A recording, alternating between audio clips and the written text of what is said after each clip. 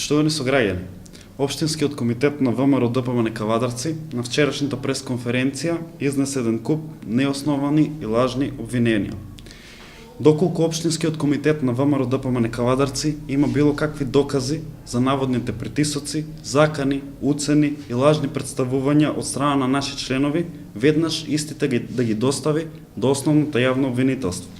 Меѓутоа, докази не доставувате, бидејќи очигледно истите ги немате. Ова се само празни зборови и обвинувања за политичко профитирање од страна на ВМРО ДПМН. Слушнавме во минатото чии функционери вршеле притисок врз граѓаните, чии функционери вршеа терор над македонскиот граѓанин за време на избори. Тоа се вашите поранешни функционери кои токму поради таквото нивно однесување денес се водат бројни постапки пред судовите. Нова референдумско изјаснување, единствено вие како политичка партија вршевте перманентен притисок врз вашите членови кои сакаат да го искористат своето демократско право да гласаат на референдумот. Им се заканувавте велејќи им дека ќе ги исклучите од партијата, а кога ќе се вратите на власт, истите ќе ги бркате и од работа. Им се заканувавте дека ќе им ги уништите животите на тие луѓе кои се патем ваши членови. На јавноста е јасно што сака ВМРО ДПМН. На јавноста е веќе одамна јасно дека стратешки интерес на ВМРО ДПМН не се НАТО и Европската Унија.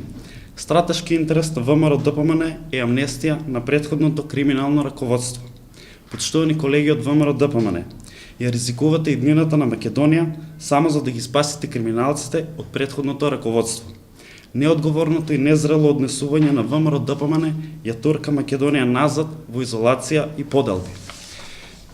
На 30 септември граѓаните на Македонија јасно кажаа во кој правец сакаат да се движи државата. 610.000 граѓани на референдумот кажаа дека сакаат да ја видат Македонија дел од НАТО и Европската Унија. Пратениците оваа волја на граѓаните мора да ја почитуваат, без разлика на која политичка партија припаѓаат. Нема да дозволиме Македонија да влезе во слепа улица. Нема да дозволиме Македонија да биде изолирана држава. Ќе им обезбедиме на нашите граѓани европска иднина.